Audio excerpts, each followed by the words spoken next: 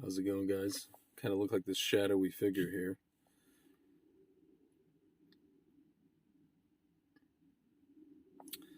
I don't really have a topic. Just got a lot of things on my mind, but there are some things that you have to let HaShem handle. In this particular case, it's this. This week's parsha talks about the Makos. At the end of the day, my friends, HaShem suspended or bent and suspended natural law, and HaShem was the one that sent the plagues, the rest of these plagues, onto Pharaoh, onto the Egyptians. And you can see that these people are now running for their lives, so to speak. Again, they have to dump inventory, they have to, double speak, they have to tell us, this thing called Shmo Miron is, at the same time, it escapes the you know what, but at the same time, take more the you know what, therefore what. Doesn't make any sense, one bit of sense to anybody, my friends. And my friend of mine was just telling me, people get the Shmo Miron and they get over it, and they think it's due to the thing that they took, and they're realizing it had nothing to do with the thing that they took. They got it despite the thing that they took, and their natural immunity is the thing that helped them. My friends, the people that made this stuff, they have to sell whatever they have left. They have to push the product as hard as humanly possible. Like everything must go, clearance sale. You know what I'm saying? Today, the president of France, Macron, we're going to turn the people who are not, into non-citizens. We're going to push, and we're going to piss them off until the bitter end, and da. That's the strategy, my friends. I mean, and everybody gets upset when Dr. Shmelenko calls the people who took this stuff, as having augmented, let's say, their humanity has been augmented. You get upset at Dr. Shmelenko, but you like listening to leaders that are talking about dehumanizing people who haven't taken this garbage? My friends, I mean, like, what are we doing? What are we doing? These guys have gone completely insane. And my friends, honestly, these are the kind of things that lead to tribunals at best, and in the case of France, guillotines at worst, guys. Or as my parents like to say, in Russian we say vili, like pitchforks. This is going to end in pitchforks, guys. This is where that ends, these kind of situations. People at some point just, and in this particular case, it ain't going to be no pitchforks. You know what I'm saying? There ain't going to be no pitchforks. Nobody using pitchforks anymore. It's slightly something, people are using something slightly more sophisticated than pitchforks. If we're not careful. You know what I'm saying? But yeah, guys, I mean, in general, these people are shaking in their space boots. You could tell, you could see by the bannings and the platformings and the attacks. Again, what do they say? You're over the target with the flak. The flak is most intense, But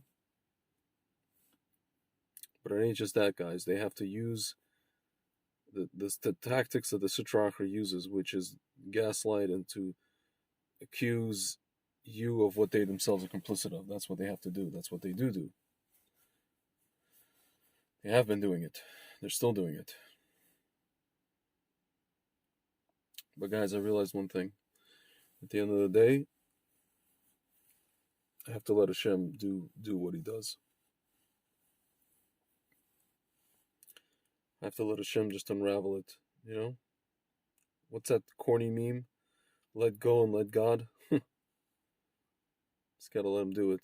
Today we found out there's a new shmariant called IHU, IHU. If you in Hebrew, if you spell it out, it's Yud Hai Vav, and all it's missing is the Hey. All it's missing is a Shem. So we just gotta let Hashem in. We just gotta let Hashem attach himself to the Yud Hey Vav, and that's it. On a funnier note, this Shmarian came from Cameroon, and I say, no more exchange students, no more Lionel Joseph. You know what I'm saying? If you guys ever seen the movie Trading Places, no more of that guy. Beef jerky time. You know what I'm saying? No more of that, guys. But yeah, it's all about the Yud Hey Vav, and we just need to add the Hey, guys. We just need to add the Hey for Hashem. It's our job to step aside. We have a job to do. The job is for now, sometimes, to step aside and just let Hashem do it. Because we can't do it all the time. Everywhere. We can't do it. We're going to get exhausted, So, that's what it is, guys. Zrat Hashem, tomorrow, Ephraim and I will speak about, it'll be episode number 36, Zrat Hashem, Liya and Hara. And we will speak about the 36 hidden tzaddikim, and the 36 hidden Rishoyim. There is a list of those guys. We're gonna read it out. But there's also 36 hidden tzaddikim, obviously. These are 36 righteous people on whom the entire world stands. If they were not around, the world would not exist, guys. So we're going to talk about that. And we're also going to talk about number 36. We'll get into it. Should be interesting, guys. All right. This one was short, to the point. We're going to win. I hope you know that.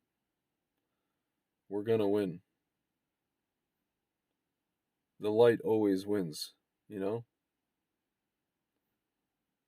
Darkness is darkness. Darkness is all encompassing, sometimes all enveloping, but ultimately, like the Rebbe said, a tiny, tiny, tiny bit of light dispels a whole lot of darkness. That's just how that works. That's physics, guys. So you can imagine if you bring in even a little bit more than a little bit, that's already a lot. That's basically the story. All right, guys. It's been real, and Lala Tov.